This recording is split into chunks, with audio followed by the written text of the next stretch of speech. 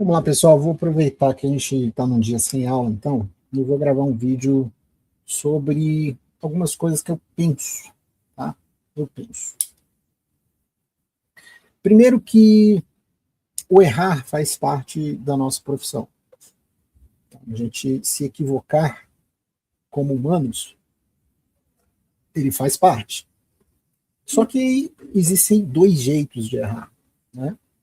Se a gente pegar, tem o errar quando você acha que é uma coisa e ela não é, e você errar achando que não é uma coisa e ela é.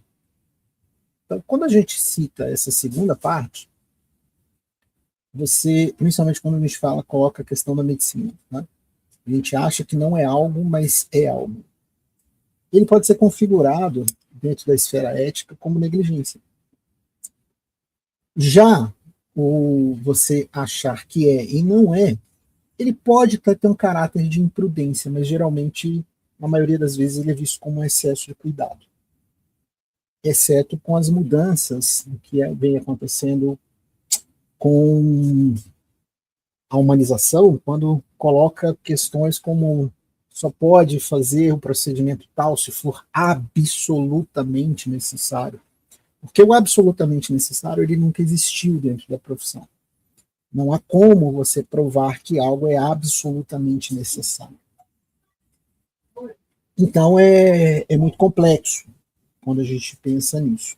Mas via de regra, você achar que é algo e não ser, ele tem um pesar, um penar menor do que o você achar que não é e ter complicações disso. Porque a negligência, ela é dentro dessa demanda o mais complicado de ser defendido. Se você tem o arsenal de coisas a serem feitas como profissional e você não fez. Posto isso, nós vamos para um outro pensamento. Nós estamos no Brasil, que é um país em desenvolvimento, e com taxas de mortalidade que não chegaram no seu contexto, né, de objetivos da OMS. Nós temos índices acima do que é o ideal. E essa mortalidade no país ainda tem como contexto as três principais patologias. Né? No Brasil, a patologia que mais mata é a pré-eclâmpsia. E a hemorragia vem em segundo lugar, e as infecções bem menos, mas ainda tem algum contexto. Da mortalidade direta, não da indireta. O que me faz pensar a seguinte questão.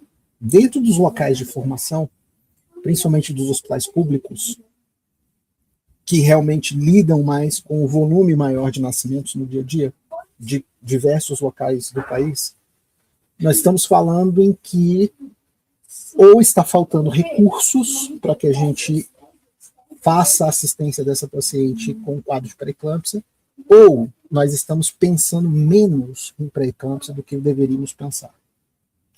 Portanto, eu só aceito discutir casos que não são quando a mortalidade direta no Brasil beirar o zero. Porque enquanto não estiver zerado, é porque uma das possibilidades, e eu acredito que seja a maior delas, nós estamos pensando na patologia menos do que ela realmente acontece. Porque se está morrendo é porque a assistência está sendo tardia em algum momento. Ou seja, o diagnóstico foi negligenciado. Tá? E por que eu estou dizendo isso? Porque não é a primeira vez que eu encaminho uma paciente e que o que vem dito é que não é uma pré-eclâmpsia. Né? O que vem colocado em prontuário é assim, a rotina de DEG é normal. Então vamos colocar uma outra questão. A rotina laboratorial, quando o paciente tem uma sintomatologia que me faz pensar em pré-eclâmpsia, e eu encaminho para a rede hospitalar para fazer exames, esse exame não é para diagnosticar a pré-eclâmpsia, é para classificar a pré-eclâmpsia. Porque eu só posso dizer se um caso é muito grave ou não, muitas vezes com o laboratório. Porque o laboratório, se vem as alterações que caracterizam a síndrome HELP, o estágio diagnóstico muda para uma pré-eclâmpsia muito grave, porque a síndrome HELP é muito grave. Mas se os exames laboratoriais vêm normais, eles não anulam a pré-eclâmpsia. Eles só consideram que essa pré-eclâmpsia é uma pré-eclâmpsia fugiu agora, de baixa gravidade, né? Uma pré-eclâmpsia leve, a pré-eclâmpsia leve. Naquele momento, porque a pré-eclâmpsia, uma vez estabelecida, ela tem o potencial de ficar grave a qualquer momento, não é? Então, assim, uma vez que ela foi estabelecida, ela tem o potencial de agravar a qualquer momento. Então, o exame laboratorial não é para o diagnóstico de pré-eclâmpsia, ele é para a classificação desta pré-eclâmpsia. E o que a gente precisa estar atento, isso aí eu fiz uma aula sobre a mortalidade da pré-eclâmpsia há já uns 5, 6 anos, pelo menos, tá? E que, geralmente, esses quadros em que tinham mortalidade analisados de maneira regressiva, a paciente apresentava pelo menos 3 sintomas clássicos da pré-eclâmpsia e que foram negligenciados. 3, tá? Geralmente a epigastralgia, cefaleia e os escotomas. Então, isso era estatística mundo, não só Brasil. O que eu quero dizer é o seguinte, nós temos que pensar mais em pré-eclâmpsia do que a gente realmente pensa, porque a estatística no país está contra a gente, porque pacientes ainda morrem disso. E se nós não estamos pensando, ou estamos a todo momento descartando a possibilidade diagnóstica, estamos correndo o risco de sermos negligentes. Quando o risco de você intervir nas situações em que talvez não seja realmente, seja muito menor, principalmente em se tratando de gestações a termo. Outro ponto, tá?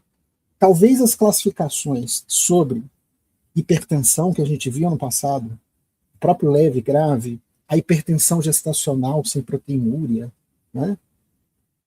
Se a gente não está testando a relação SLFT1-PLGF em todas essas pacientes, que não é viável fazer, mas se nós não temos isso, nós não temos a real gradação. Então pode ser que esses nomes em algum momento mudem. E tudo que a gente pensou que eram doenças separadas, em quadradinhos separados, sejam apenas o mesmo espectro da mesma doença, com uma representação no fundo de uma disfunção endotelial causada pela placenta.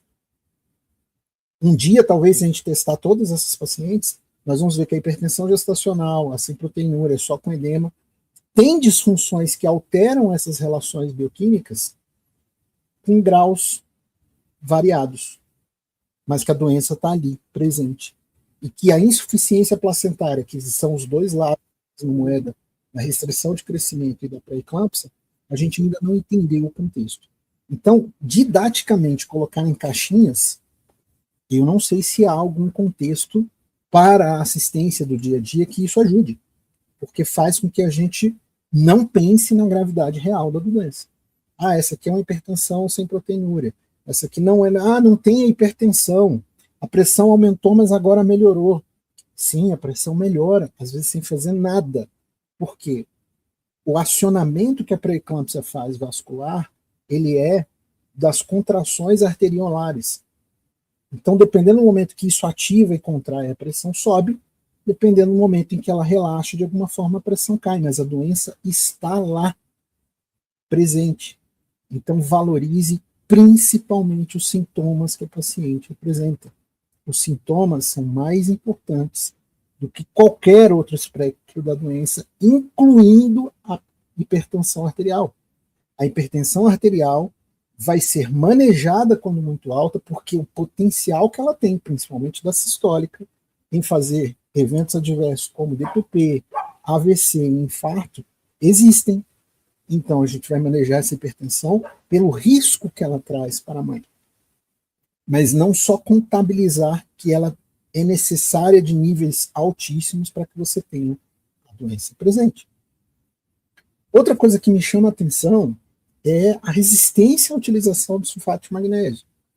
Quando pensando em evidências científicas, é a única coisa dentro de tudo que se estudou para pré-eclâmpsia que apresenta resultados robustos na melhora prognóstica da mãe, da gestante.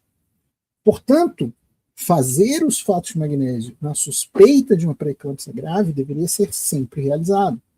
E aí vocês não precisam acreditar em mim.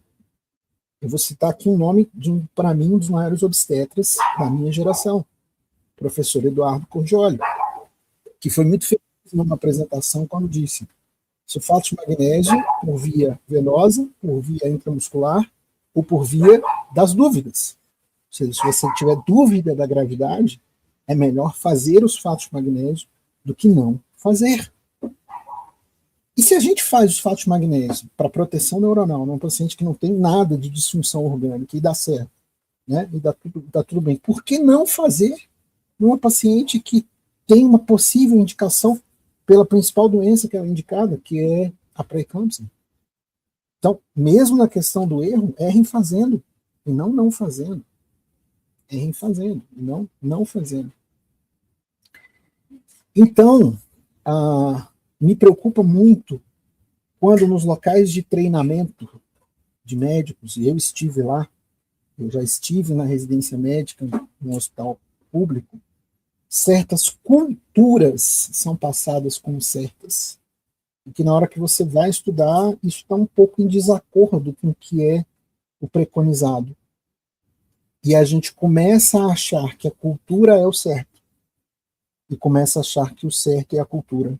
E é porque é assim, e é porque tem assim, e é assim que eu vou fazer. Então, se não houver uma análise crítica das pessoas, porque o reflexo da formação acaba indo para até onde tem o recurso. Eu não vou utilizar isso porque no SUS não tem. Aí quando você chega num lugar que tem, você não sabe utilizar. Podemos dar um exemplo com balão de Bacre. Né? Não, tem lá o do preservativo. Então você tem que ir atrás de entender o que é, como fazer, porque na hora que você estiver disponível, você tem que saber o que fazer com isso. Então façam essa análise crítica do que vocês estão incorporando como cultura, que não necessariamente é o melhor a ser feito pelo paciente. E qual tipo de erro que você quer cometer no dia a dia. Eu prefiro errar, sempre preferi, achando que uma patologia existe, mas com a possibilidade de que ela não exista. Para que eu não perca o meu senso de diligência em relação ao paciente. O meu senso de arsenal terapêutico, de saber lançar mão de coisas antes que o processo entre em vias catastróficas. E aí um pouco da minha criação como filho, né? Meu avô, que foi quem me criou, falava: um homem prevenido vale por 2. Às vezes ele falava que valia até por 100. Isso está muito na obstetrícia para mim. Fazer uma verificação, um checklist de tudo que você precisa para um procedimento eletivo. Fazer um checklist de tudo que você vai fazer ali de uma cirurgia. Tem tudo que eu preciso? Tem já o fósforo e o vácuo se eu vier precisar? Esse é um quadro mais grave. Eu reservei sangue, eu pedi as coisas. Então, se você anda um passo à frente da doença, pensando que ela possa estar se instalando, obviamente você vai trazer mais um arcabouço de segurança para o paciente. E culturalmente, se a gente for olhar para a estatística do país, se existe uma mortalidade, é porque em algum momento nós estamos falhando. E no caso da pré-eclâmpsia, é na sua identificação.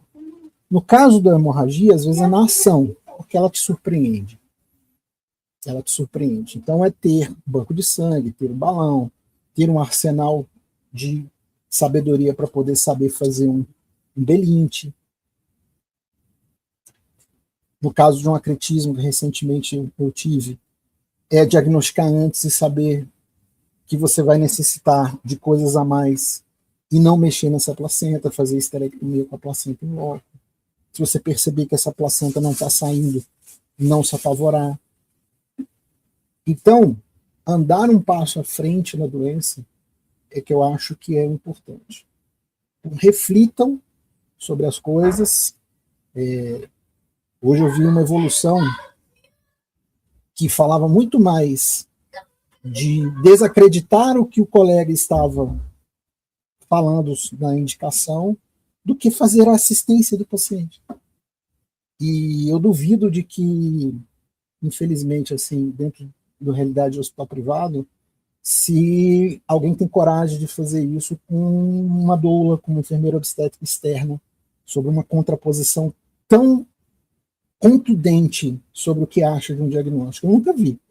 Eu já vi doula confirmando ou não um diagnóstico da HELP de um médico, e o médico baixando a cabeça, tem que ver se a doula concorda mesmo para poder fazer a assistência.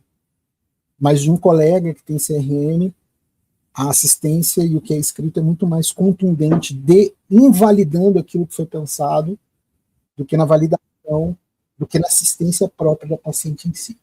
Então se preocupa-se mais em estar certo do que o colega, do que cuidar da paciente. Pensem nisso, tá? Fica isso aí como um recado, como filosofia, como uma bagagem de mais de 20 anos cuidando de gestantes. E graças a Deus com bons resultados. É isso aí.